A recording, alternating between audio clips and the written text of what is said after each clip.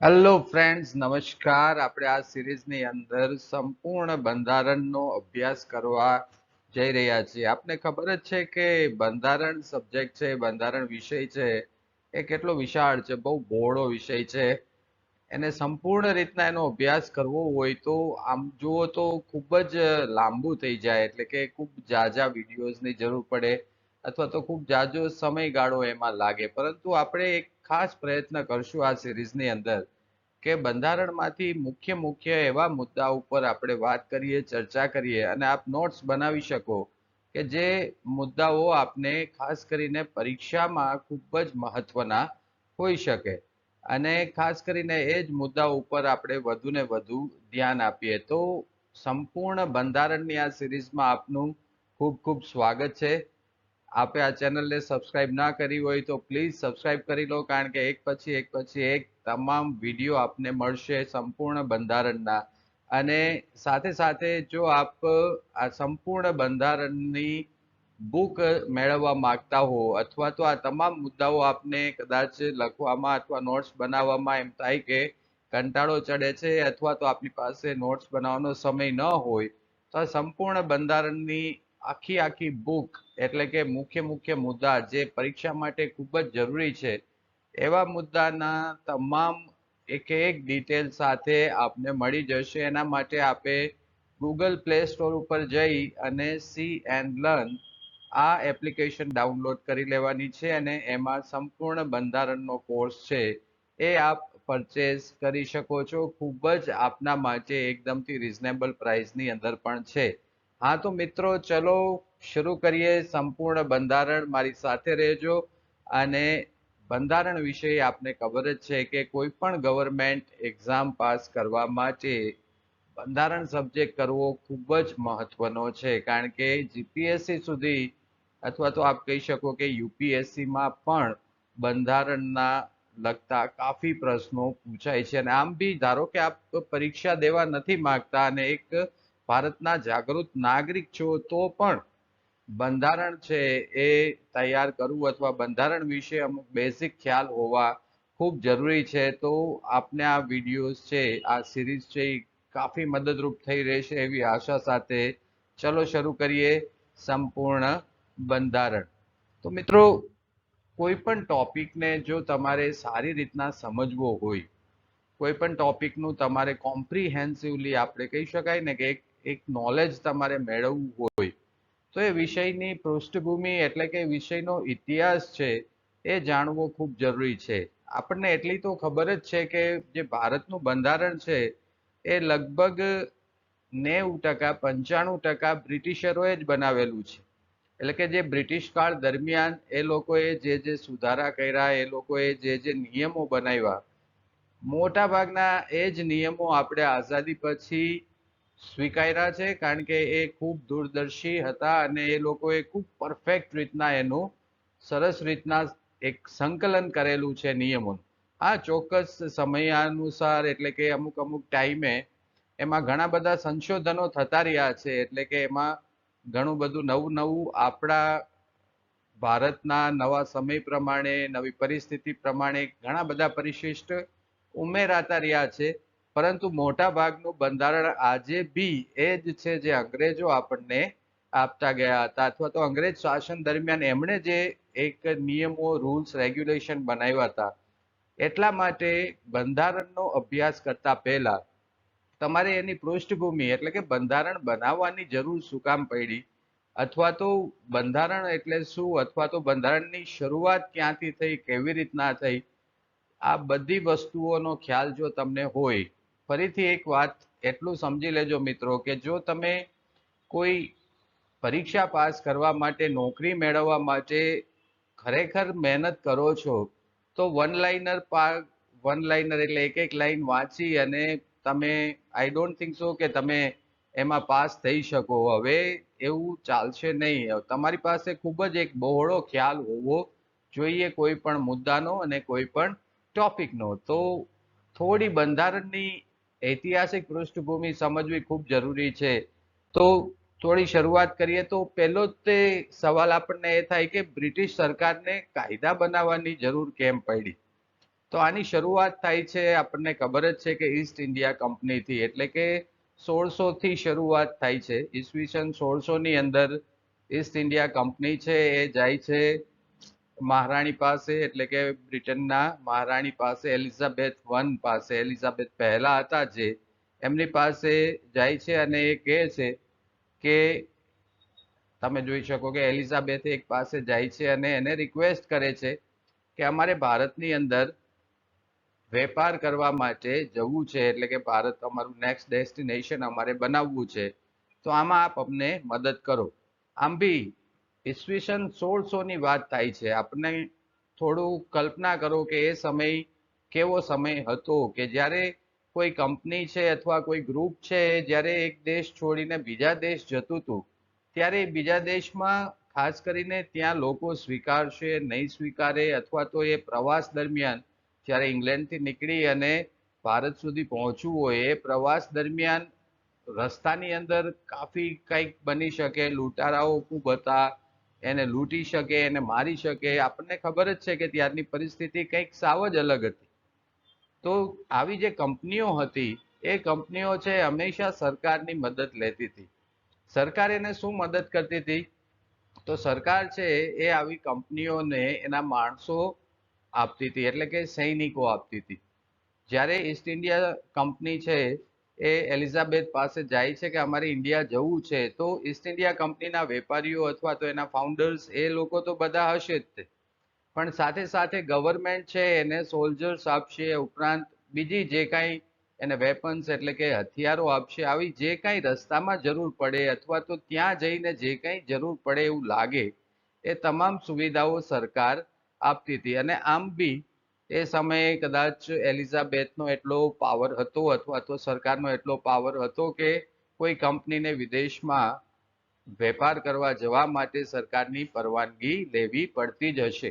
તો આપણને ખબર છે કે ઈસવીસન 1600 પછી ઈસ્ટ ઇન્ડિયા કંપની છે એ ધીરે ધીરે ભારતની અંદર આવવાની શરૂઆત કરે છે. 1615 ની અંદર આપણને ખ્યાલ છે કે એક કિસ્સો મળે છે કે ઔરંગઝેબ નહીં પણ માફ કરજો, જહાંગીરના દરબારની અંદર ઈસ્ટ ઇન્ડિયા કંપનીના ઓફિસર્સ આવે છે, એને ખૂબ બધી ગિફ્ટ આપે છે વગેરે વગેરે. એટલે 1600 થી ધીરે ધીરે ઈસ્ટ ઇન્ડિયા કંપનીના ઓફિસર્સ છે, લોકો છે, એ ભારતમાં આવવાની શરૂઆત કરી અને કાફી લાંબો સમય એમણે લીધો છે. આપણે જુઓ તો 1600 થી લઈ અને 1757, એટલે કે ઘણા લાંબા સમય સુધી એ લોકો આવતા રહ્યા. હવે એક નવી જગ્યાએ જ્યારે તમે કંપની એટલે કે તમારો વેપાર સ્થાપવા માંગો છો નવા દેશમાં, ત્યારે સૌથી પહેલા તો તમારે ત્યાંના લોકોનો, ત્યાંના શાસકોનો વિશ્વાસ જીતવો પડે. વિશ્વાસ જીતવા માટે તમારે એને કંઈક ને કંઈક ભેટ સોગાદો આપવી પડે. તમારે એ લોકોને કન્વિન્સ કરવા પડે કે ભાઈ અમે અહીંયા જે વેપાર કરવાના છીએ એ વેપારમાં આપનો પણ વિકાસ થશે, તમને પણ ખૂબ જ ફાયદો થશે. તો આ પ્રક્રિયા છે ઘણી બધી લાંબી પ્રક્રિયા છે અને આપણે જોઈ શકીએ છીએ કે ઘણા લાંબા સમય સુધી 1600 થી લઈ અને 1757 સુધીનો એક ગાળો એવો છે જ્યારે ઈસ્ટ ઇન્ડિયા કંપનીના જે વેપારીઓ હતા એ જુદા જુદા રાજાઓને મળતા હતા, એ રાજાઓને કન્વિન્સ કરતા, એટલે કે એમને સમજાવતા હતા કે અમને આપ છૂટ આપો આપના રાજ્યની અંદર વેપાર કરવા માટે, અને આ વેપાર જે થશે એ વેપારથી આપની પ્રજાનું પણ ભલું થશે. અને ખાસ કરીને આપનું એટલે કે ખાસ કરીને રાજા છે એમના માટે એ બહુ મહત્વની બહુ સારી સારી ગિફ્ટ ને આ બધું લાવતા હતા. તો રાજાઓને પણ આ લોકો સાથે ધીરે ધીરે ગમતું હતું. આ એક it's a kind of strategy that they developed. એક સંબંધ વિકસાવવા માટે ખાસ કરીને એક ગિફ્ટિંગ સ્ટ્રેટજી હોય છે, એટલે કે ગિફ્ટ. તમે જ્યારે જીવનમાં કોઈની સાથે તમારે સંબંધ સારા કરવા હોય તો ભેટ સોગાદ આપો, એટલે કે ગિફ્ટ આપવાની શરૂઆત કરો, એટલે પછી જો ધીરે ધીરે માણસ છે તમારા વિશ્વાસમાં આવી જાય. તો ધીરે ધીરે જુદા જુદા રાજાઓએ અંગ્રેજોને મંજૂરી આપી કે સારું તમે અમારા રાજ્યની અંદર વેપાર કરી શકો છો. એમને થોડી ઘણી જમીનો આપી, એમને ગોડાઉન બનાવવા હશે, એમને જે કાંઈ વેપાર માટેના જે કાંઈ જરૂરિયાતો હશે એ જ બધી જરૂરિયાતો રાજાઓ ધીરે ધીરે પૂરી કરતા ગયા અને ધીરે ધીરે અંગ્રેજો છે એ સેટલ અને સ્ટેબલ થતા ગયા. અને એક વાત ખાસ યાદ રાખજો કે જે ઇંગ્લિશ કોમ છે એટલે કે આ અંગ્રેજો છે, જ્યારે એ લોકો બહુ દુનિયા રખડેલા હતા, ભારતમાં આવ્યા એ પહેલા પણ એ ઘણા બધા દેશોની અંદર હતા જ તે ઓલરેડી. એટલે એ લોકો ખૂબ જ શાર્પ, એટલે બહુ બુદ્ધિશાળી પ્રજા મનાતી હતી. એ લોકોને નવી જગ્યાએ તમે જ્યારે જાઓ છો ત્યારે તમારે ખૂબ જાગૃત રહેવું પડે. તમે નવી જગ્યાએ જાઓ તો ત્યાંનું કલ્ચર, ત્યાંની સંસ્કૃતિ, ત્યાંના લોકો, એને તમે જલ્દીથી જલ્દી સ્ટડી કરવા માંડો છો, તમે એનો અભ્યાસ કરવા માંડો, તમે એકદમથી શાર્પ થઈ જાઓ. અમથાબી કહેવાય ને કે જે રખડે ઈ રાજ કરે, બાંધેલો ભૂખે મરે. તો આવું જ કંઈક હતું. એ બહુ શાર્પ હતા અને ધીરે ધીરે જ્યારે ઈ અહીંયા ગોઠવાવા માંડ્યા જુદી જુદા રાજાઓ સાથે, પછી સ્ટડી કરવા માંડ્યા અને એ લોકોને ખ્યાલ આવ્યો કે ભારતની અંદર એક વાત તો છે કે રાજાઓ ને રાજાઓ વચ્ચે ખૂબ નાની નાની બાબતની અંદર ખટરાગ છે, એટલે કે કોઈક ને કોઈક બાબતના મન દુઃખ છે, અથવા તો ભારતના રાજાઓ એકબીજા સાથે સતત ને સતત કંઈક ને કંઈક ઘર્ષણમાં રહે છે. તો જો આનો આપણે લાભ લઈ શકાય, એટલે કે આ ઘર્ષણનો જો આપણે લાભ લઈ શકાય, એક રાજા હોય અને એને બીજા રાજાની સામે ઝઘડો કરાવી શકાય, લડાઈ કરાવી શકાય, એમાં આપણને જો વધુ લાભ મળે તો ખૂબ જ ફાયદો થઈ જાય. કારણ કે આ કોમ હતી એ ખૂબ જ તે એકદમ બુદ્ધિશાળી કોમ હતી. તો ધીરે ધીરે એણે એક રાજાને બીજા રાજાઓ સાથે ઝઘડા કરાવવાનું શરૂ કર્યું. અને આ સમય દરમિયાન સૌથી પહેલા તમારા માટે આમાંથી જરૂરી છે કે સૌથી પહેલા બક્સરનું યુદ્ધ, આ ખાસ મહત્વનું છે, યાદ રાખજો. બક્સરનું યુદ્ધ ઈસવીસન 1765 ની અંદર થયું, અવધના રાજા અને અંગ્રેજો વચ્ચે જે બક્સરનું યુદ્ધ થયું. અને આ બક્સરનું યુદ્ધ છે એ અંગ્રેજો જીતી ગયા. જો આવ્યા હતા શું કામ? વેપાર કરવા માટે. પણ ધીરે ધીરે એને ખબર પડી કે આ એવી પ્રજા છે કે જે પ્રજા છે એક તો વર્ષોથી ગુલામ છે, કારણ કે રાજાશાહી હતી, રાજાશાહી હોવાથી પ્રજા છે એ ગુલામ માનસિકતાની હોવાની. કારણ કે લોકશાહી હોય તો લોકોને પોતાના હક હોય, પોતાના વિચારો હોય, બધું હોય. પણ વર્ષોથી ભારતની અંદર રાજાશાહી જ હતી. તો પ્રજા તો એક તો થોડી ગુલામ પ્રવૃત્તિની છે. તો રાજાની બદલે જો આપણે રાજ કરશું તો પણ એ લોકો આપણને સ્વીકારી લેશે, કારણ કે એને કંઈ બહુ ફેર પડતો નથી. તો ધીરે ધીરે એ લોકોએ શું કર્યું કે જે નબળા રાજાઓ હતા એને દબાવવાનું શરૂ કર્યું. ને આના ભાગરૂપે સૌથી પહેલા 1765 ની અંદર બક્સરનું યુદ્ધ થયું. અને આ બક્સરનું યુદ્ધ છે એ બક્સરનું યુદ્ધ છે એ અંગ્રેજો જીતી ગયા. અને બક્સરનું યુદ્ધ અંગ્રેજો જીત્યા એટલે એને પહેલો ફાયદો શું થઈ ગયો?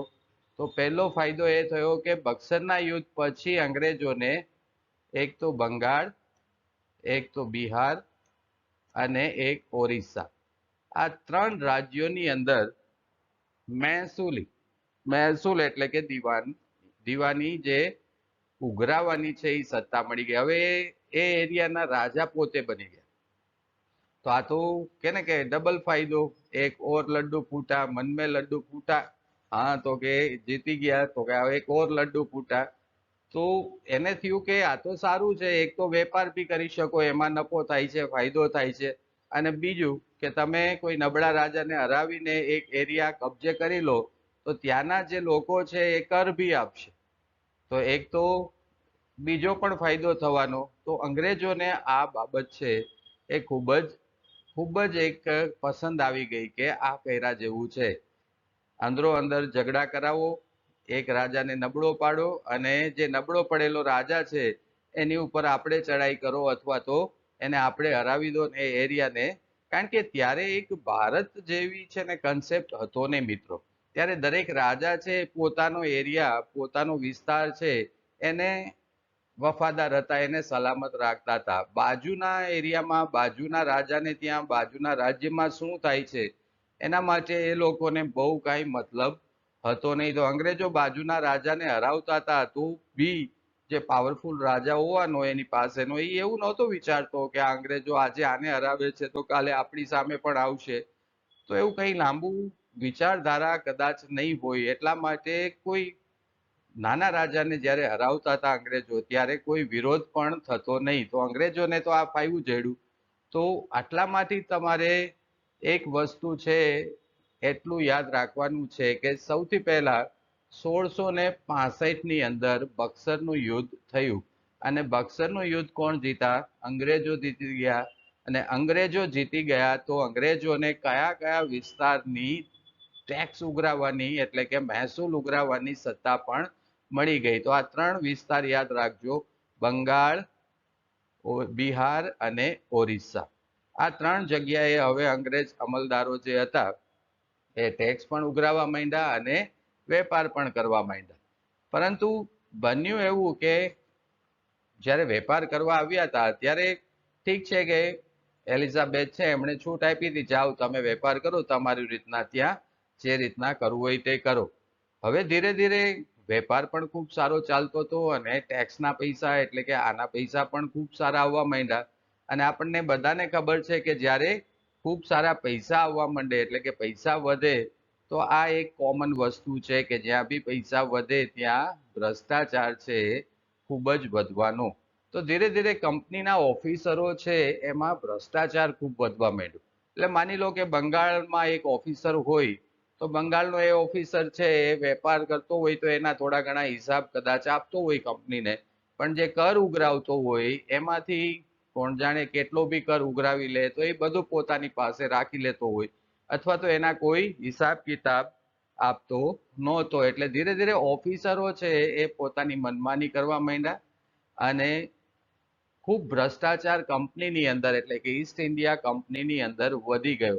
અને જ્યારે ભ્રષ્ટાચાર વધે છે ત્યારે એક સિસ્ટમ બનાવવાની જરૂરિયાત હંમેશા હોય છે કે એક પ્રોપર સિસ્ટમ બનાવો, એ સિસ્ટમ અનુસાર ચાલો, બસ આમાં તે તમારે કરવાનું છે, આનાથી વિશેષ કાંઈ કરવાનું નથી. આ નિયમો છે, નિયમોને તમે કાયદા કહી શકો કે આ કાયદાઓ છે એ પ્રમાણે ચાલવાનું છે.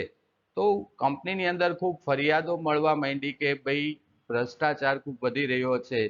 એટલા માટે બ્રિટિશ સરકારે નક્કી કર્યું કે ભાઈ આ કંપનીને હવે રેગ્યુલેટ કરવી પડશે, કે કાયદા બનાવવા પડશે, નિયમો બનાવવા પડશે, સિસ્ટમ બનાવવી પડશે. તો બંગાળ, બિહાર, ઓરિસ્સા વિસ્તારની અંદર આવા ઘણા બધી ફરિયાદો આવવાથી બ્રિટિશ સરકારે નક્કી કર્યું કે આપણે હવે કાયદા બનાવવા છે. તો હવે આ જે કાયદા બનાવવાના છે એટલે કાયદા બનાવ્યા બ્રિટિશ સરકારે, એમાંથી આપણા માટે મહત્વના કેટલા છે અથવા તો કયા કયા કાયદા છે એ બ્રિટિશ સરકારે ક્યારે ક્યારે બનાવ્યા. તો ઘણા બધા કાયદાઓ છે અને આ જ તે તમે બંધારણનો વિકાસ કહી શકો. હજી આ બધું એક તમે કહી શકો કે એક કાચું પૂઠું છે. એટલે કે હજી એ લોકો એના માટે ઈસ્ટ ઇન્ડિયા કંપની માટે, આ કંપનીના વિકાસ માટે અથવા તો જે બ્રિટિશ સરકાર છે, બ્રિટિશ તાજ છે, એ લોકોની રેપ્યુટેશન એટલે કે એ લોકોની શાખ માટે આ બધા નિયમો બનાવે છે. તો એ લોકોએ કયા કયા કાયદા બનાવ્યા, તો ખાસ કરીને આટલા કાયદાઓનો અભ્યાસ આપણે કરશું. એમાં સૌથી પહેલા એક છે રેગ્યુલેટિંગ એક્ટ, એમણે બનાવ્યો 1773 એટલે કે 1773 નો રેગ્યુલેટિંગ એક્ટ. ત્યાર પછી 1784 ની અંદર એક બીજો એક્ટ આવ્યો, એને કહેવાય છે પિટ્સ ઇન્ડિયા એક્ટ. ત્યાર પછી chartered act 1, chartered act 2, chartered act 3 અને ચાર્ટર્ડ એક્ટ 4. આ 4 ચાર્ટર્ડ એક્ટ આવ્યા. ચાર્ટર્ડ એક્ટ બહુ મહત્વના છે મિત્રો, એના વિશે આપણને ખૂબ વિશેષ ખ્યાલ હોવો ખૂબ જરૂરી છે. અને ખાસ કરીને ચાર્ટર્ડ એક્ટ 1793માં આવ્યો પહેલો ચાર્ટર્ડ એક્ટ, પછી 1813માં, પછી 1833માં અને 1853માં. તો તમને કદાચ પૂછે કે ચાર્ટર્ડ એક્ટ ત્રીજો છે એ ક્યારે આવેલો છે, ચાર્ટર્ડ એક્ટ 4 છે એ ક્યારે આવેલો છે, તો એક સિમ્પલ ટ્રીક છે, તમે જોઈ શકો છો કે એક ચાર્ટર્ડ એક્ટ ગમે તે એની સાલ યાદ રાખી લો કે પહેલો ચાર્ટર્ડ એક્ટ 1793 ની અંદર આવેલો છે. બસ ત્યાર પછી દર 20 વર્ષે તમે જોઈ શકો 1793માં 20 ઉમેરશો તો કેટલા થશે? 1813. 1813 ની અંદર તમે 20 ઉમેરશો તો કેટલા થશે? 1833. અને ત્યાર પછી 1833માં 20 ઉમેરશો તો શું થશે? 1853.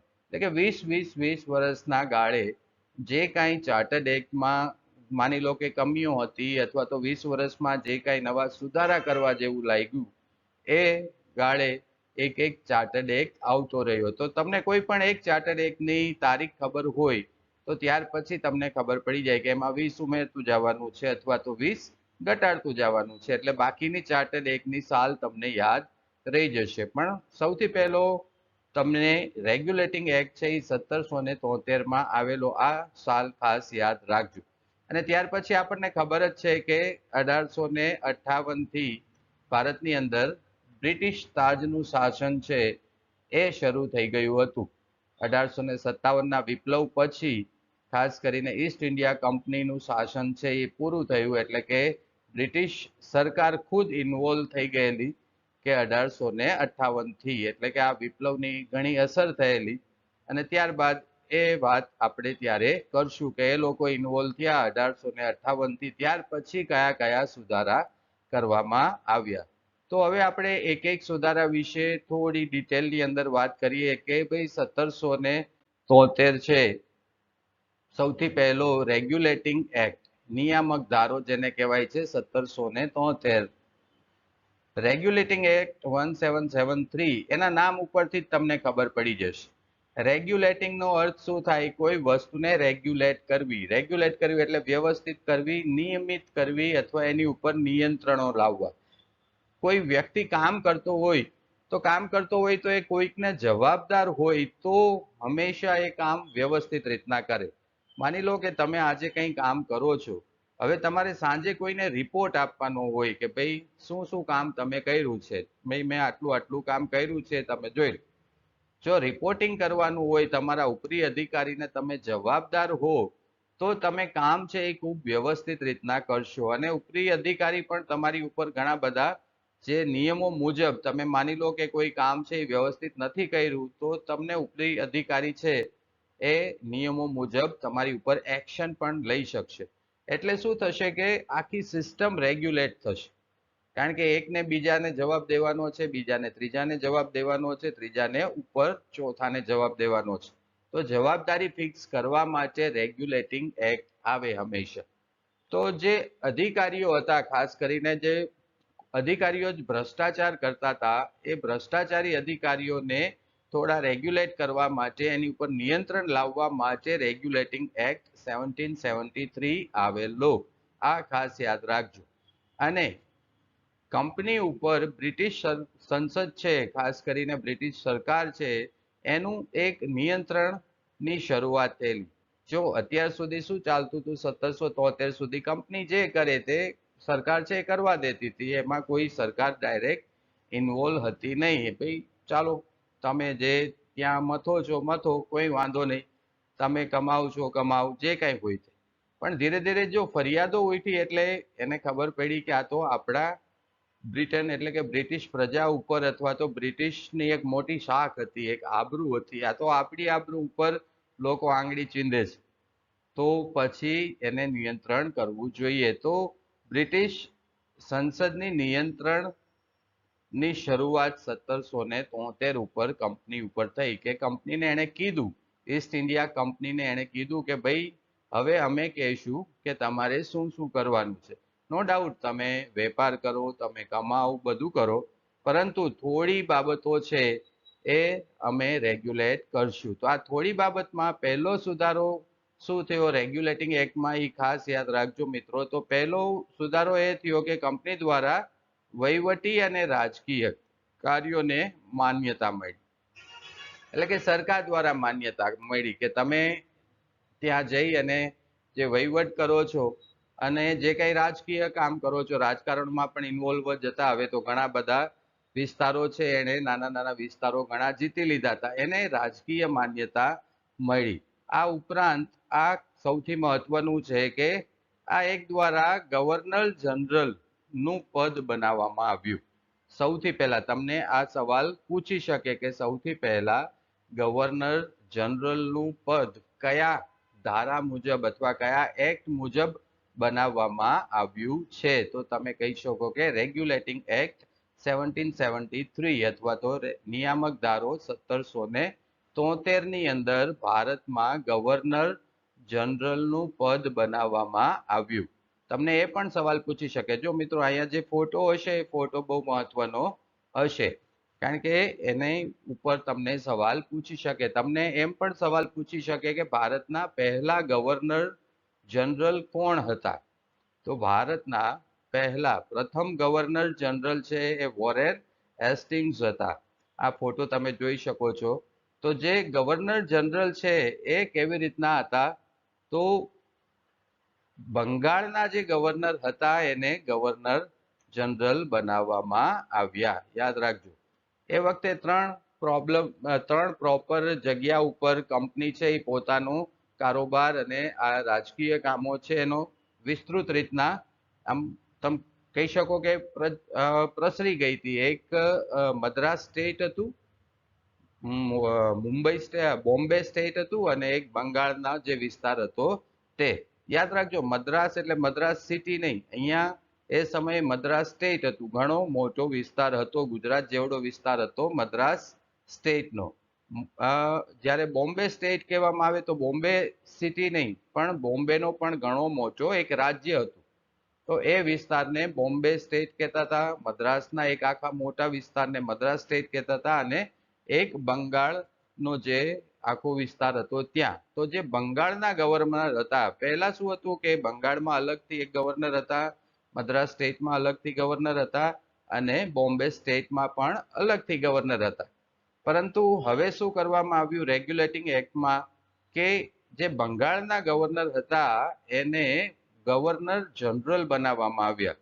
એટલે કે એ મદ્રાસ સ્ટેટ અને બોમ્બે સ્ટેટના ગવર્નર છે. હવે કોને જવાબ દેશે? તમામ રિપોર્ટિંગ કોને કરશે? તો કે બંગાળના ગવર્નરને એ રિપોર્ટિંગ કરશે. બોમ્બે અને મદ્રાસના ગવર્નરને ગવર્નર જનરલને આધીન કર્યા. તમે જોઈ શકો છો કે ગવર્નર જનરલ જે બન્યા, એટલે કે જે કાંઈ મદ્રાસ સ્ટેટ હતું, બોમ્બે સ્ટેટ હતું, આને તમામ રિપોર્ટિંગ અથવા તો જે કાંઈ એ લોકોને કરવું છે, કામ કરવા છે, એના તમામ રિપોર્ટ્સ તમામ એને પૂછવાનું કોને? તો કે બંગાળના ગવર્નર જનરલને પૂછવાનું. તો બંગાળના જે હતા એને ગવર્નર જનરલ બનાવવામાં આવ્યા, અને બાકીના બે જગ્યાએ ખાલી ગવર્નર હતા. અને આ ઉપરાંત એક સૌથી મહત્વનો જે સુધારો થયો રેગ્યુલેટિંગ એક્ટમાં એ છે ખાનગી વેપાર પર પૂર્ણપણે પ્રતિબંધ મુકાયો. ખાનગી વેપાર પર પૂર્ણપણે પ્રતિબંધ એટલે શું મિત્રો? હવે ઇંગ્લેન્ડથી માની લો કે એક ઈસ્ટ ઇન્ડિયા કંપનીનો ઓફિસર અહીંયા આવે છે. એ કંપનીના બધા કામ તો કરે જ છે. એમાં જે કાંઈ નફો થાય છે એ કંપનીને જાય છે. એને તો એનો પગાર અથવા તો જે સુવિધાઓ મળતી હશે એ મળશે. પરંતુ ધીરે ધીરે એને જોયું કે અહીંયા હું મારો પોતાનો પણ કંઈક વેપાર ડેવલપ કરી શકું એમ છું.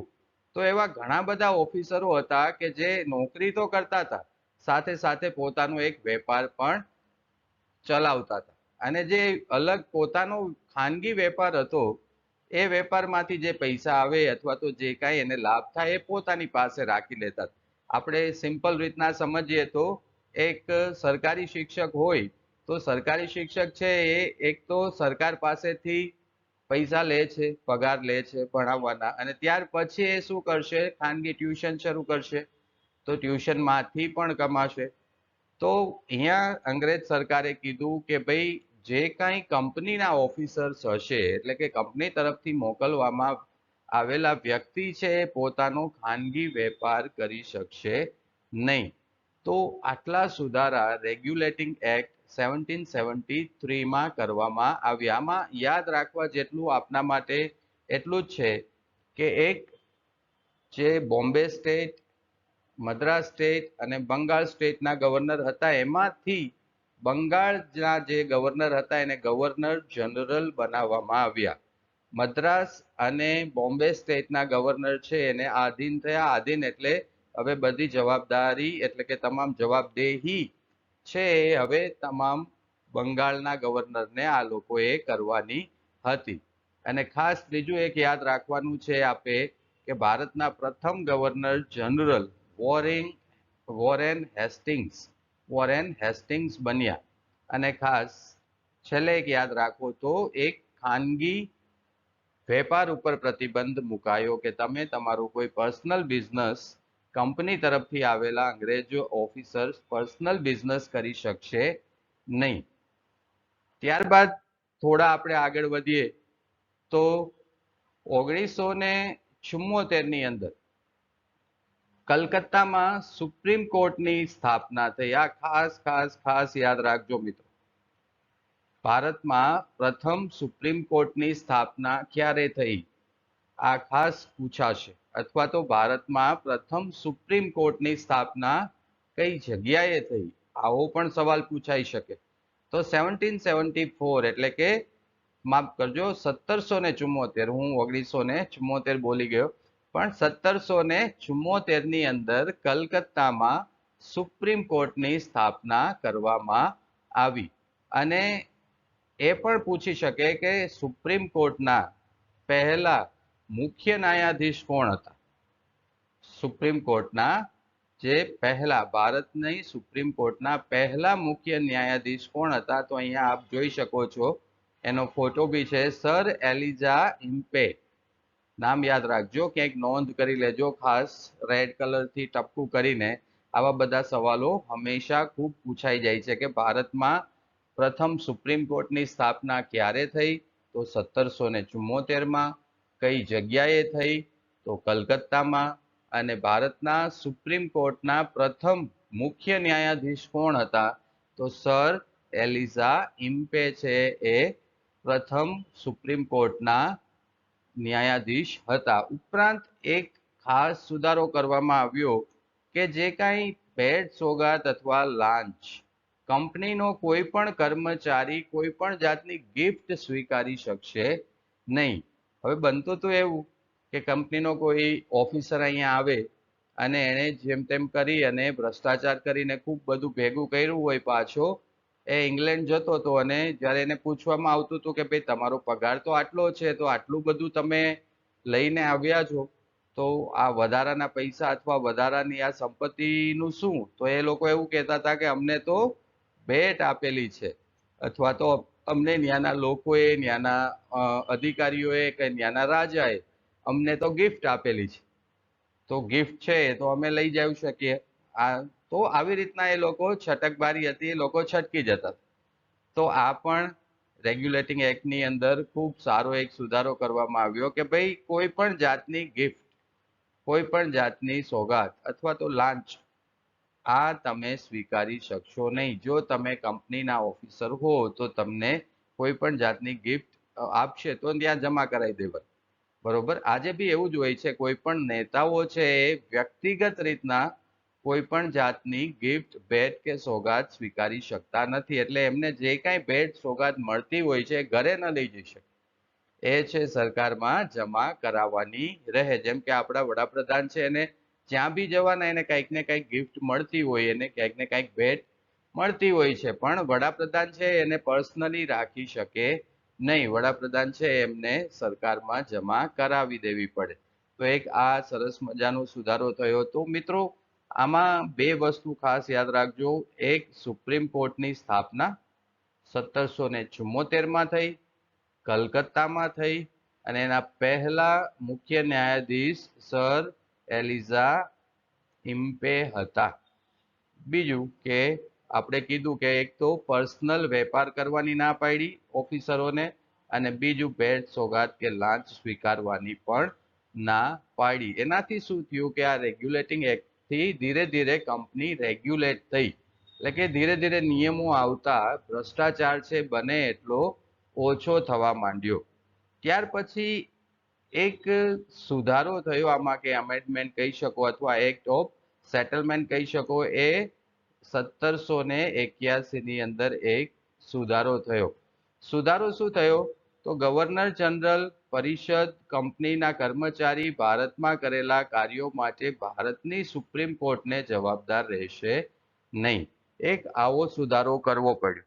હવે થયું એવું કે સુપ્રીમ કોર્ટની સ્થાપના તો થઈ ગઈ, તો આ સુપ્રીમ કોર્ટની અંદર કયા કેસો ચાલશે?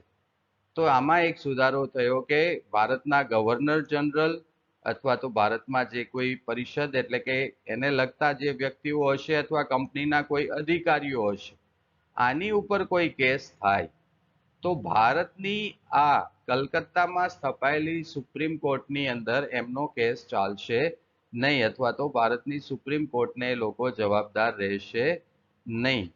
તો ક્યાં ચાલશે? એ આગળ આવશે કે આ લોકોની ઉપર કોઈ કેસ થાય તો એ ક્યાં ચાલશે, આપણે આગળ ચર્ચા કરશું. અત્યારે એટલું યાદ રાખો કે આમાં ધીરે ધીરે અંગ્રેજોએ આ જે સુપ્રીમ કોર્ટ હતી એ સુપ્રીમ કોર્ટ સંપૂર્ણ ભારતીયો માટે શરૂ કરેલી, કે ભારતના કોઈ લોકો ઉપર કેસ થાય છે, ભારતના કોઈ અધિકારીઓ ઉપર કેસ થાય છે, અથવા તો એ તમામ કેસ છે એ આ સુપ્રીમ કોર્ટમાં ચાલશે. પણ અંગ્રેજો ઉપર કોઈ કેસ થાય છે તો આ સુપ્રીમ કોર્ટમાં એનો કેસ ચાલશે નહીં. અને સાથે સાથે એક ખાસ કહેવામાં આવ્યું કે જ્યારે પણ કાયદા બનાવવામાં આવે, એટલે કે બંગાળના ગવર્નર જનરલ કાયદો બનાવે, અથવા તો મદ્રાસના ગવર્નર બનાવે, અથવા તો બોમ્બેના બનાવે, તો આ કાયદાની અંદર સામાજિક અને ધાર્મિક રીતિ રિવાજોને ધ્યાનમાં રાખીને કાયદા બનાવવા.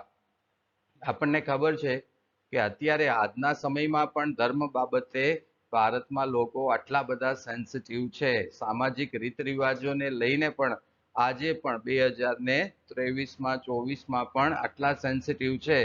તો એ સમયમાં તો લોકો કેટલા બધા એકદમથી સેન્સિટિવ હોવાના, એટલે લોકો બહુ એના પ્રત્યે સંવેદનશીલ હતા. તો કોઈ એવો કાયદો ન બનાવવો કે જેથી એની ધાર્મિક અથવા તો સામાજિક નિયમો રીત રિવાજો છે એને ક્રોસ કરતો હોય. અંગ્રેજો બહુ બહુ મેં કીધું ને બુદ્ધિશાળી કોમ હતા. એને ખબર હતી કે બીજું કાંઈ બી કરો તમે આ પ્રજા ઉપર, એ લોકો ક્યારેય વિરોધ નહીં કરે, પણ જો એને ધાર્મિક કે સામાજિક બાબતમાં તમે જરા બી નડશો, અથવા તો થોડા પણ એને ધાર્મિક બાબતમાં નહીં ગમતું કામ કરશો, અથવા સામાજિક બાબતમાં એના રીત રિવાજોને લઈને નહીં ગમતું કામ કરશો, તો એ લોકો વિરોધ કરવાના ને કરવાના જ.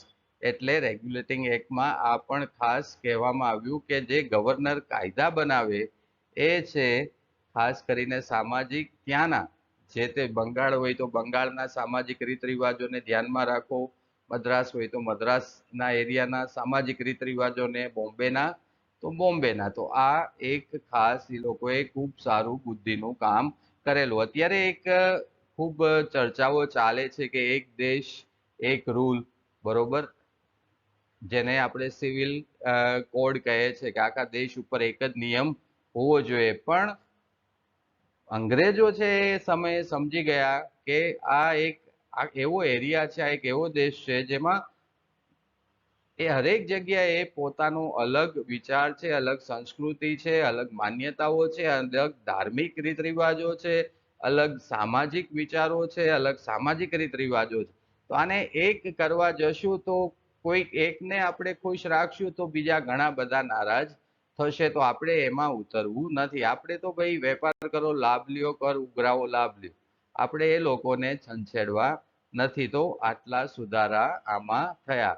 તો આ ખાસ યાદ રાખજો. થોડું આગળ વધીએ આપણે, તો ત્યાર પછી 1784 ની અંદર 1784 ની અંદર પિટ્સ ઇન્ડિયા એક્ટ આવેલો. હવે સૌથી પહેલા તો તમને સવાલ થાય કે શા માટે આ કાયદાને પિટ્સ ઇન્ડિયા એક્ટ કહે છે? જો નામ જ થોડું અલગ છે, પિટ્સ ઇન્ડિયા એક્ટ. તો સિમ્પલ, આપને એટલું તો ખ્યાલ હોવો જોઈએ કે એ સમયે ઇંગ્લેન્ડની અંદર વડાપ્રધાન હતા. એ વડાપ્રધાન કોણ હતા? William pit. તો વિલિયમ પિટ છે, એમના માર્ગદર્શન નીચે જે એક્ટ બનાવવામાં આવ્યો એ એક્ટને શું કહેવાય છે? Pitt's India act. એમના પોતાના નામ ઉપરથી બનેલો એક્ટ છે. તો ધીરે ધીરે રેગ્યુલેટિંગ એક્ટ છે એ કામ કરવા માંડ્યો. આપણને ખબર છે કોઈ કાયદો નાખવામાં આવે પછી એને જ્યારે રિયલમાં વ્યવહારમાં મૂકવામાં આવે પછી ધીરે ધીરે આપણને ખબર છે કે એમાંથી નવી બાબતો હંમેશા બહાર આવતી જાય છે કે ભાઈ આ કાયદાની અંદર કયા કયા ખામીઓ રહી ગઈ છે, આ કાયદાની અંદર કઈ કઈ બાબતો છે એ હજી ઉમેરવાની જરૂર છે, કઈ કઈ બાબતો દૂર કરવાની જરૂર છે. તો આવું જ થયું કે 1784 ની અંદર પિટ્સ ઇન્ડિયા એક્ટ લાવવો પડ્યો. તો આ એક્ટની અંદર શું છે ફટાફટ જોઈએ આપણે. તો આ એક્ટ લાવવાની જરૂર શું કામ પડી? તો મેં આપને વાત કરી કે રેગ્યુલેટિંગ એક્ટ છે એમાં જે ખામીઓ એ લોકોને લાગી, એ રેગ્યુલેટિંગ એક્ટની ખામીઓને દૂર કરવા માટે પિટ્સ ઇન્ડિયા એક્ટ 1784 ની અંદર લાવવામાં આવ્યો.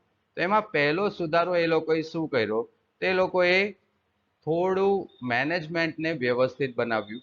અત્યાર સુધી ઈસ્ટ ઇન્ડિયા કંપની શું કરતી હતી, એક વેપાર કરતી હતી અને બીજું છે રાજનીતિ પણ કરતી હતી, એટલે કે કર પણ ઉઘરાવતી હતી, રાજનીતિની અંદર પણ પૂરી રીતના ભાગ લેતી હતી.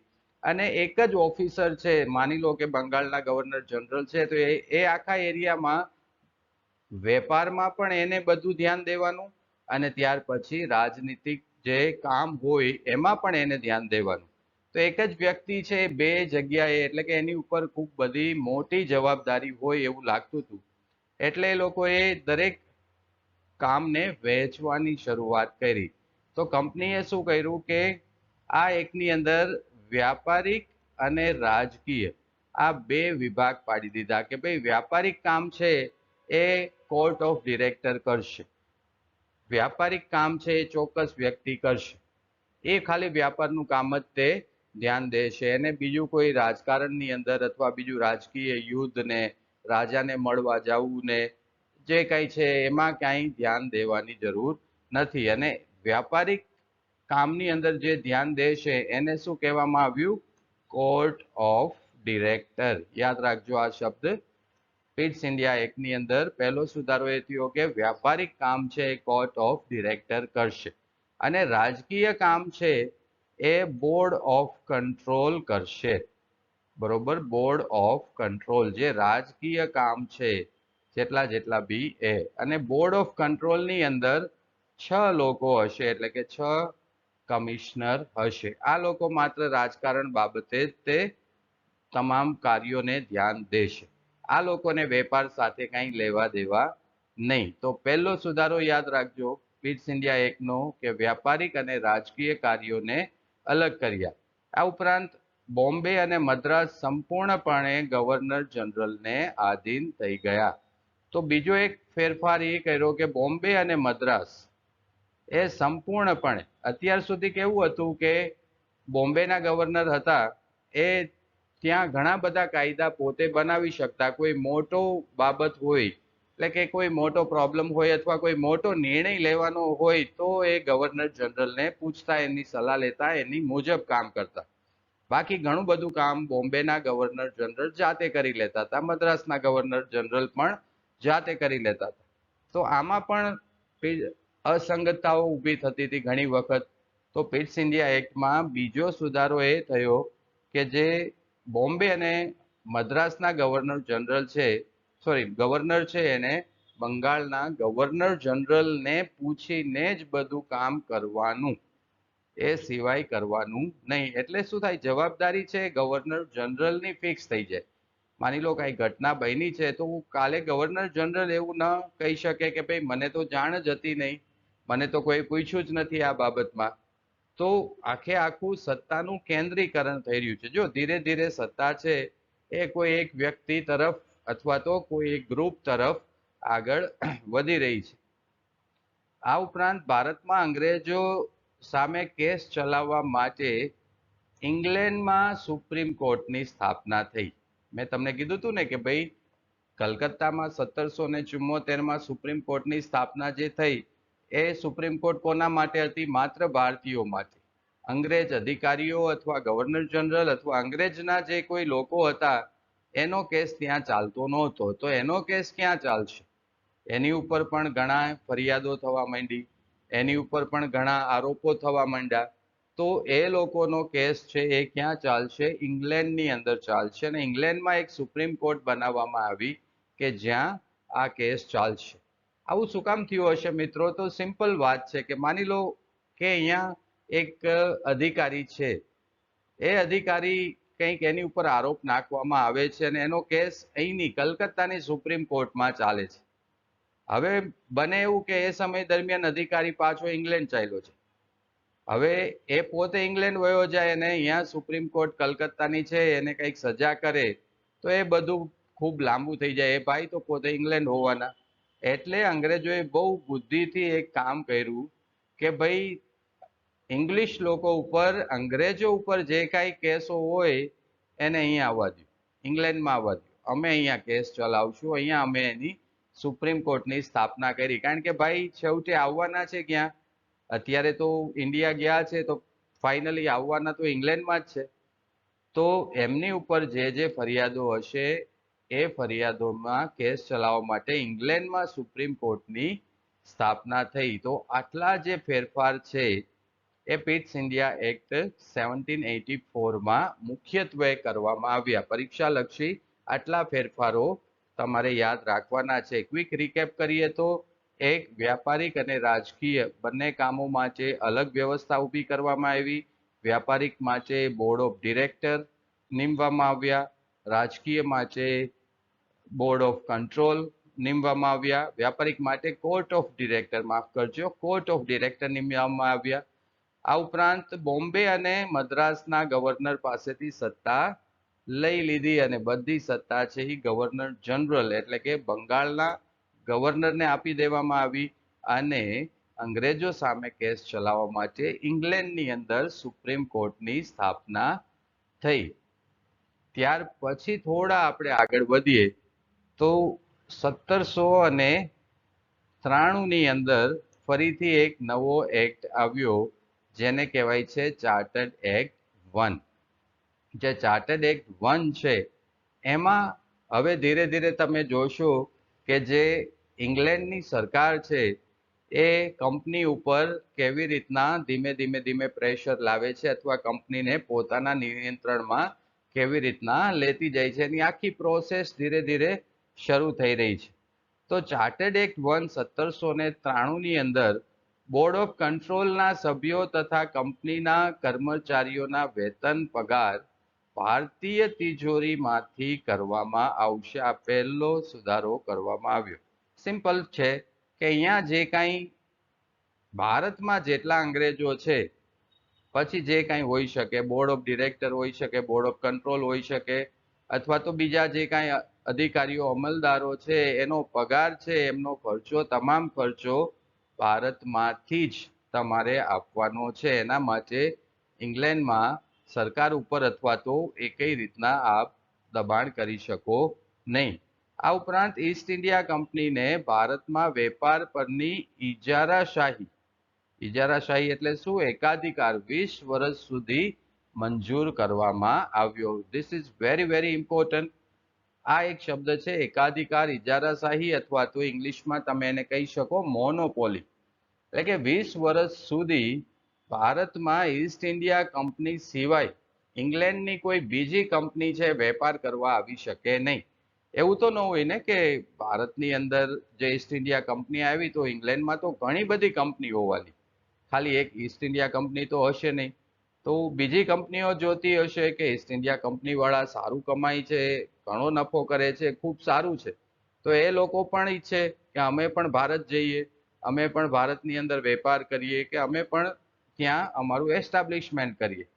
તો સરકારે ઈસ્ટ ઇન્ડિયા કંપનીને આ એક મોટો બેનિફિટ આપ્યો કે આગલા 20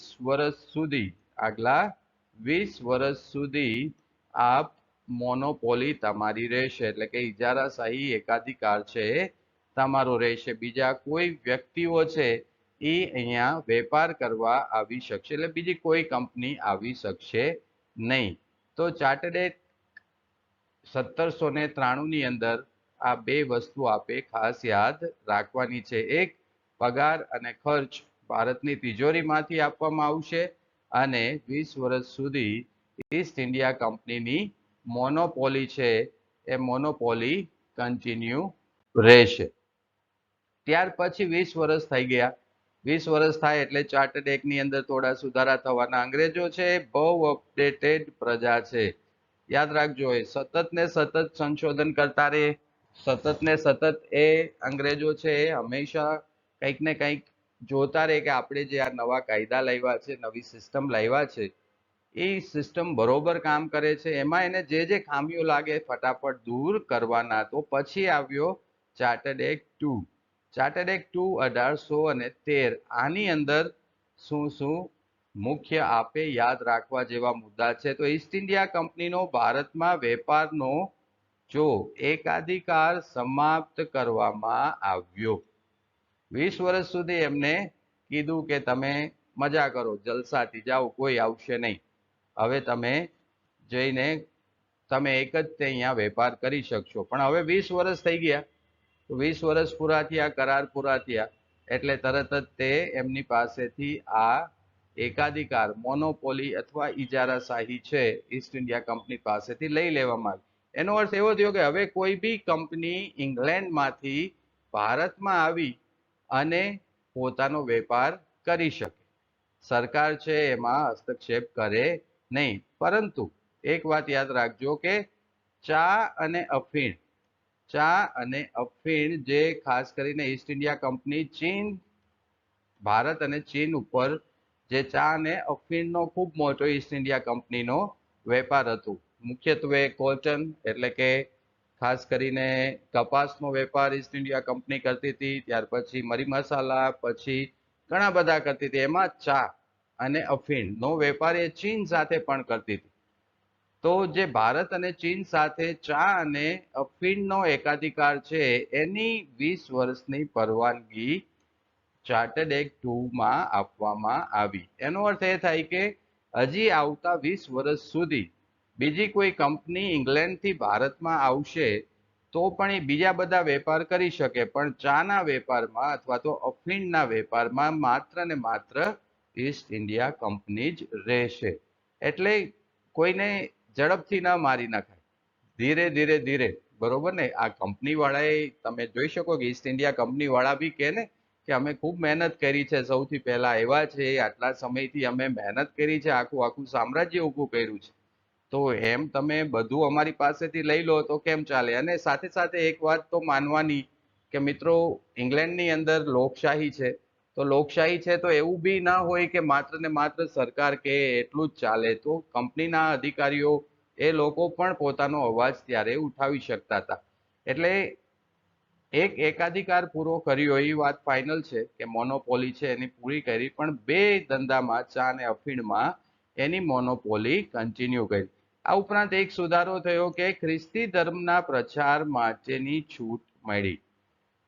ભારતમાં સૌપ્રથમ ખ્રિસ્તી ધર્મના પ્રચાર માટેની છૂટ ક્યારે અથવા કયા કાયદા મુજબ આપવામાં આવી? આવો સવાલ તમને પૂછશે.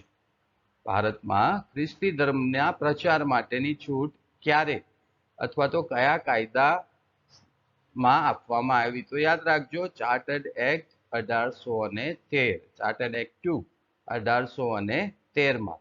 એક આવો પણ સવાલ એક પરીક્ષામાં પૂછાયેલો છે કે ચાર્ટર્ડ એક્ટ 2 1813 પછી ઈસ્ટ ઇન્ડિયા કંપનીનો એકાધિકાર સંપૂર્ણપણે પૂરો થઈ ગયો અથવા ઇજારાશાહી સંપૂર્ણપણે દૂર કરવામાં આવી. આ વિધાન સાચું છે કે ખોટું છે? તો મિત્રો યાદ રાખજો કે આ વિધાન ખોટું છે, કારણ કે સંપૂર્ણપણે દૂર નથી થઈ. હજી ચા અને અફીણમાં એમની મોનોપોલી, એકાધિકાર, ઇજારાશાહી હતી જ. તો એક આ પણ તમને પૂછે કે ખ્રિસ્તી ધર્મ, હવે બને ને કે ધીરે ધીરે ત્યાંના જે ધર્મગુરુઓ હોય ક્રિશ્ચિયન ધર્મના, જે એ લોકો જોવે કે હવે ધીરે ધીરે ભારત છે એ સેફ થઈ રહ્યું છે, ભારતમાં હવે આપણા ઘણા બધા અંગ્રેજો છે, ઘણા બધા વિસ્તારમાં તો આપણું પોતાનું શાસન છે, તો આપણા ધર્મનો પ્રચાર પણ ત્યાં થવો જોઈએ. તો એ પણ એલિઝાબેથને મળ્યા હશે ત્યાંના સંસદમાં, એમણે પણ રજૂઆત કરી હશે કે અમને જવા દો, અમે આપણા ધર્મનો ન્યા પ્રચાર કરવા માંગીએ છીએ. તો એ છૂટ મળી. આ ઉપરાંત કંપનીને 20 વર્ષ સુધી ભારતમાં કર ઉઘરાવવાની સત્તા પણ મળી.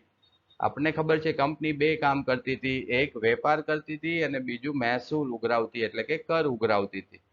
તો વેપારની અંદર એમનો એકાધિકાર ઘણા બધા અંશે ઓછો કરવામાં આવ્યો, પરંતુ કર ઉઘરાવવામાં હજી પણ એમને 20 વર્ષ સુધીનું એક્સટેન્શન આપવામાં આવ્યું કે હજી આવતા 20, કારણ કે તમે એ વિસ્તારોને જીતા છે, તમે એ વિસ્તારો ઉપર ઘણા સમયથી રાજ કરો છો, તો આવતા 20 વર્ષ સુધી તમે કંપની છે કર ઉઘરાવી શકે.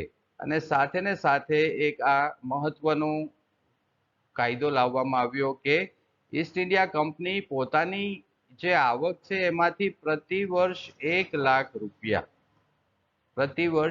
લાખ રૂપિયાનો ખર્ચો ભારતમાં શિક્ષા પાછળ કરવાનો રહેશે. આપણને થાય 1 લાખ રૂપિયા અત્યારે આપણે સાંભળીએ કે આખા વર્ષના 1 લાખ રૂપિયા તમારે શિક્ષા પાછળ વાપરવાના, તો અત્યારે આપણને નવાઈ લાગે કે બસ માત્ર 1 લાખ, હવે 1 લાખ રૂપિયામાં શું થવાનું, પણ એ સમયના 1 લાખ રૂપિયા 1813 ઘણા મોટા કદાચ હોઈ શકે. તો હવે જુઓ કે અંગ્રેજો છે એમણે પૂરું આયોજનબદ્ધ આગળ વધી રહ્યા છે કે ધર્મનો પ્રચાર પણ અંગ્રેજો કરી રહ્યા છે, શિક્ષામાં પણ ઇન્વેસ્ટમેન્ટ કરી રહ્યા છે. એનો અર્થ એ છે કે અંગ્રેજો ઈચ્છતા હતા કે અહીંયા આપણે લાંબો સમય સુધી હવે રહેવું છે.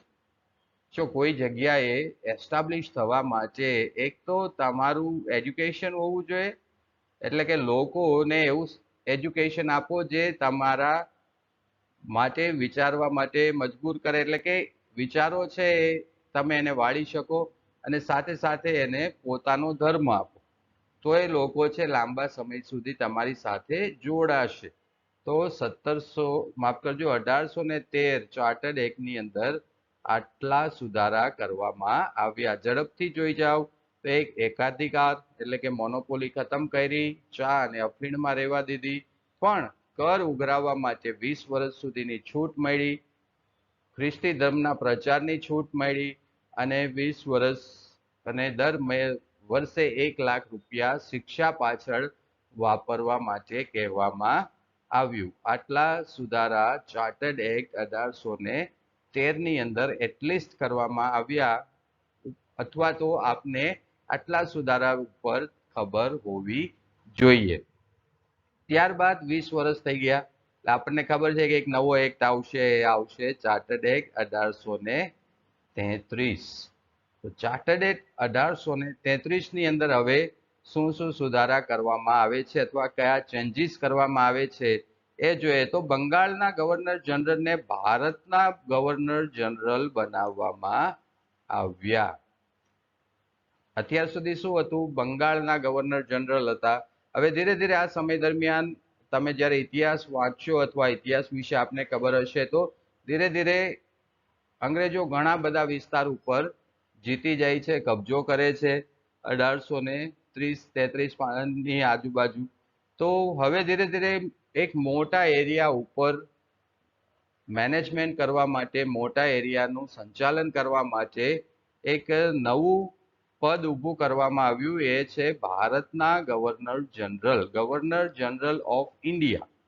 આ ચાર્ટર્ડ એક્ટ 1833 ની અંદર જો યાદ રાખજો, પહેલા હતા એ શું હતા, ગવર્નર જનરલ, ખાલી ગવર્નર જનરલ, પણ હવે જે બનશે એ શું બનશે, ગવર્નર જનરલ ઓફ ઇન્ડિયા.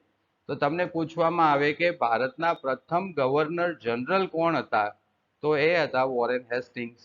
પણ તમને એવું પૂછવામાં આવે કે ભારતના પ્રથમ ગવર્નર, સોરી, ખાલી ગવર્નર જનરલ કોણ હતા, તો વોરેન હેસ્ટિંગ્સ. પણ એવું પૂછવામાં આવે કે ભારતના પ્રથમ ગવર્નર જનરલ કોણ હતા, તો લોર્ડ વિલિયમ બેન્ટિક આ ભારતના સૌ પ્રથમ ગવર્નર જનરલ બન્યા. હવે આને ગવર્નર જનરલ ઓફ ઇન્ડિયા કહેવામાં આવતા હતા. સાથે સાથે બોમ્બે અને મદ્રાસના ગવર્નરને તેમની કાયદાકીય શક્તિ છીનવી લીધી. પહેલા થોડા ઘણા કાયદા બનાવવાની શક્તિ બોમ્બેના ગવર્નર પાસે અથવા તો મદ્રાસના ગવર્નર પાસે હતી, નાના મોટા કાયદાઓ એ જાતે બનાવી શકતા હતા. પરંતુ હવે તમામ શક્તિ છે એ ઇન્ડિયન ગવર્નર જનરલને આપવામાં આવી, એટલે કે કોઈ પણ કાયદો બનાવવો હોય બોમ્બે અથવા મદ્રાસના ગવર્નરને તો બનાવી શકે નહીં. હવે તમામ કાયદા છે એ માત્ર ને માત્ર કોણ બનાવશે, ભારતના ગવર્નર જનરલ. તો એમની પાસેથી કાયદાકીય શક્તિ છીનવી લીધી. આ ઉપરાંત તમે એક ફેરફાર જુઓ તો ઈસ્ટ ઇન્ડિયા કંપનીનો ચા ને અફીણનો અધિકાર સમાપ્ત કર્યો. હવે તમે જોઈ શકો છો કે આ મોનોપોલી 20 વર્ષ સુધીની એમને આપવામાં આવી હતી કે ચા અને અફીણ જે ચીન સાથે ભારતમાં તમે વેપાર કરો છો એમાં કોઈ બીજી કંપની આવી શકશે નહીં. પરંતુ ચાર્ટર્ડ એક્ટ 1833 ની અંદર કંપની પાસેથી, ઈસ્ટ ઇન્ડિયા કંપની પાસેથી આ અધિકાર સમાપ્ત કરવામાં આવ્યો. આ ઉપરાંત હવે એવું પણ કહેવામાં આવ્યું કે હવે તમારે વેપાર નથી કરવાનો, હવે ખાલી તમારે વ્યવસ્થા સંભાળવાની છે, વેપાર હવે સરકાર કરશે. શું મિત્રો, ધીરે ધીરે ઈસ્ટ ઇન્ડિયા કંપનીનો તમામ પાવર છે એ કઈ બાજુ શિફ્ટ થતો જાય છે, સરકાર તરફ. તો સૌથી પહેલા શું કર્યું સરકારે? તો કે ભાઈ મોનોપોલી ઓછી કરી. ત્યાર પછી શું કર્યું? તો કે ભાઈ મોનોપોલી ખતમ જ કરી દીધી. અને હવે શું કહે છે કે ભાઈ હવે તમારે વેપાર કરવાની જરૂર, બહુ વેપાર કર્યો, ઘણા વર્ષો સુધી વેપાર કર્યો, હવે વેપાર અમને કરવા દો. હવે તમે ખાલી અહીંયા વ્યવસ્થા સંભાળો.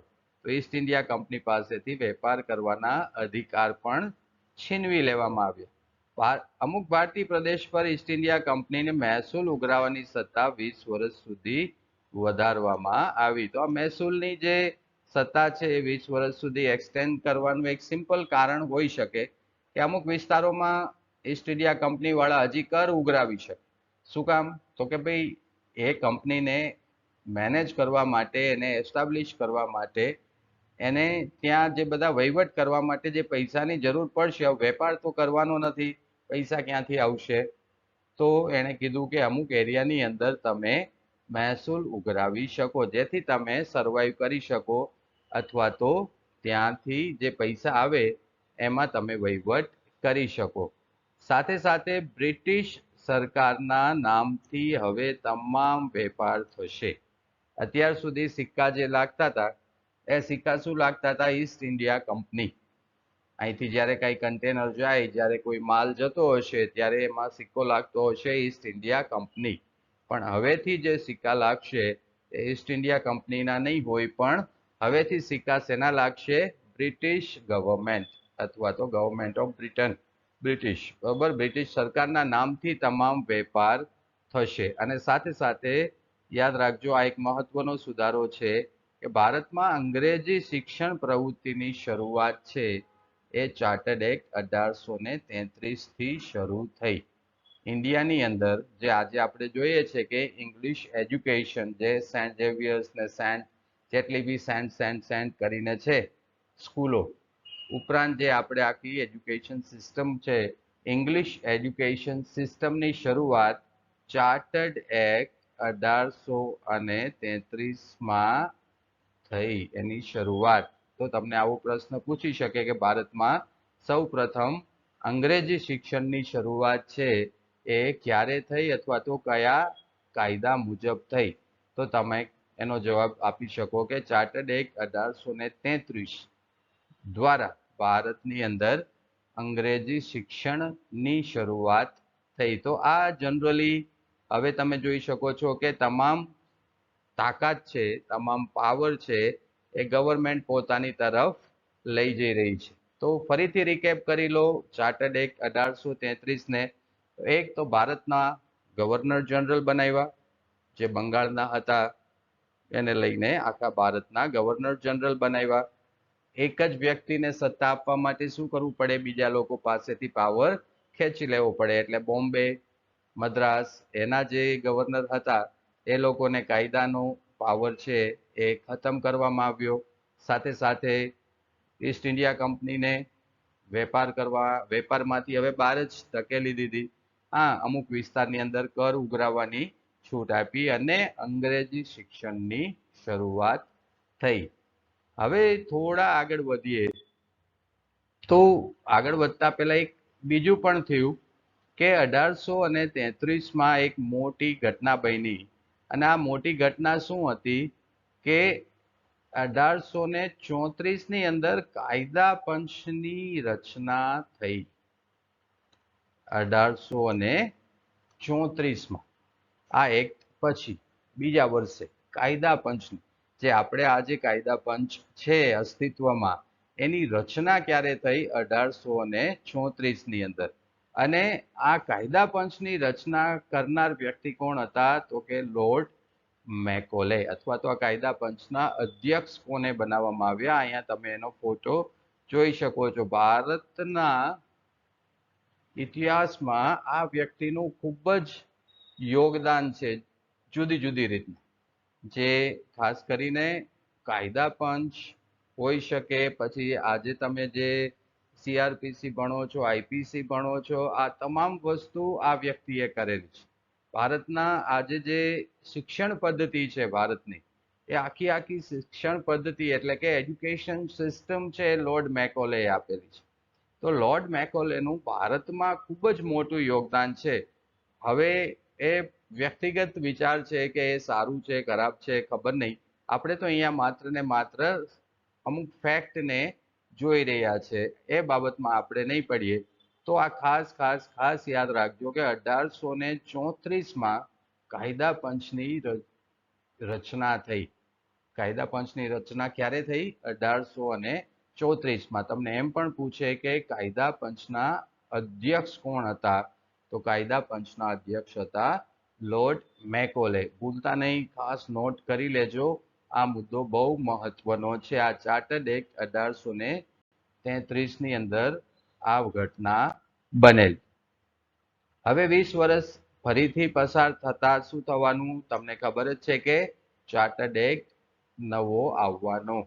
તો ચાર્ટર્ડ એક્ટ 1853 હવે આવે છે. હવે જે 1853 ચાર્ટર્ડ એક્ટ આવે છે, આ ચાર્ટર્ડ એક્ટની અંદર શું શું એ લોકો વળી પાછા સુધારા કરે છે. જો જે સિસ્ટમ નવી એ લોકો ડેવલપ કરે તો એ સિસ્ટમને વધુ એફિશિયન્ટ બનાવવા માટે, વધુ સારી બનાવવા માટે, વધુ કારગત બનાવવા માટે લોકો હંમેશા સુધારા કરતા હોય છે. તો આમાં પહેલો સુધારો એ છે કે પ્રથમ વખત ગવર્નર જનરલની પરિષદને કાયદાકીય અને કારોબારી કાર્યોને અલગ કરવામાં આવ્યા. હવે શું થતું? ગવર્નર જનરલ છે, ગવર્નર જનરલ બધું કામ કરતા હતા, એટલે કે કાયદાઓ પણ પોતે બનાવતા હતા અને કારોબારીનો અર્થ થાય કે કાયદાઓનો અમલ પણ પોતે કરાવતા હતા. તો આને બેયને અલગ કરવામાં આવ્યો કે ભાઈ કાયદા બનાવનાર વ્યક્તિ અલગ હશે અથવા એ ગ્રુપ અલગ હશે, અને કાયદાનો અમલ કરાવવા માટે જે કારોબારી હશે એ પણ અલગ હશે. અત્યારે આપણી સિસ્ટમ આપણે જોઈએ છે તો એવી જ કંઈક છે. ભારતની તમે સિસ્ટમ જુઓ તો સંસદ છે એ કાયદા બનાવશે અને ત્યારબાદ કાયદાનો અમલ કરાવવા માટે પ્રધાનમંડળ હશે. જે વડાપ્રધાન હશે એની નીચે આખું પ્રધાનમંડળ હશે. પ્રધાનમંડળ શું કરશે?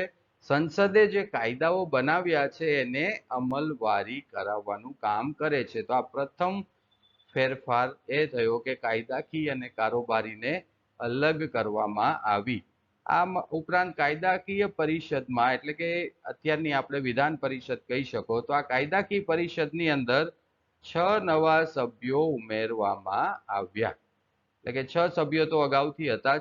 આપને અગાઉ જોયું કે જે બોર્ડ ઓફ કંટ્રોલ હતું એમાં 6 સભ્યો તો હતા જ, પ્લસ 6 સભ્યો ઉમેરવામાં આવ્યા. એટલે ટોટલ કેટલા સભ્યો થયા? હવે 12 સભ્યો એની અંદર થયા.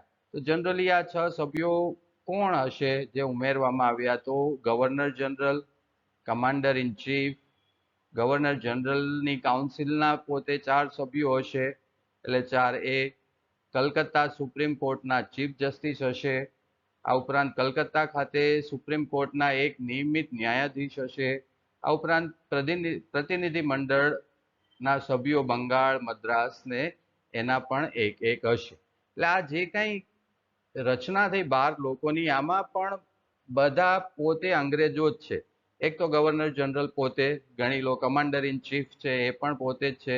હવે કાઉન્સિલના 4 સભ્યો પણ અંગ્રેજો જ હોવાના, બરોબર.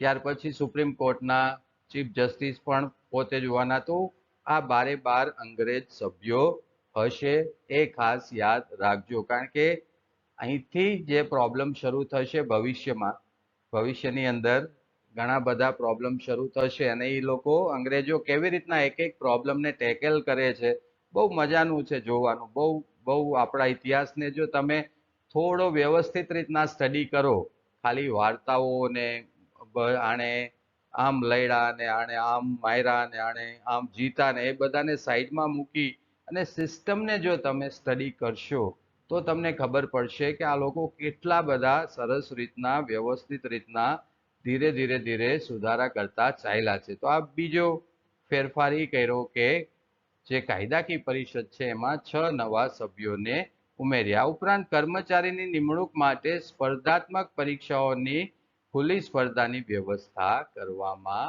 આવી.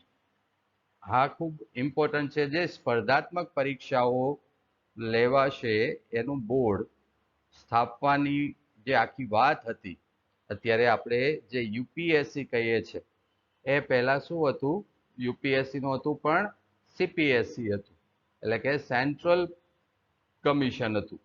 તો એ આખી બાબત છે, કારણ કે અંગ્રેજોને ધીરે ધીરે લાગ્યું કે ભાઈ એવું નથી કે માત્ર ને માત્ર અંગ્રેજો છે એ જ બુદ્ધિશાળી હોય અથવા એ જ અહીંયા બધું નિયંત્રણ કરી શકે, અથવા અંગ્રેજ અમલદારોને જ હંમેશા આ બધું ચલાવવા માટે, મેનેજમેન્ટ કરવા માટે મોકલવા. શા માટે એવું ન કરવું કે અહીંના કોઈ ટેલેન્ટેડ, ઇન્ટેલિજન્ટ અને શાર્પ હોનહાર વ્યક્તિઓ હોય એને આપણે નિમણૂક કરીએ અને એને આપણા બોર્ડ ઓફ કંટ્રોલમાં અથવા બોર્ડ ઓફ ડિરેક્ટરની અંદર લઈ અને એ પણ આ બધું કામ છે એ સરસ કરી શકે. આને કહેવાય લોકલ રિસોર્સિસ ગોતી અને ઊભા કરવા.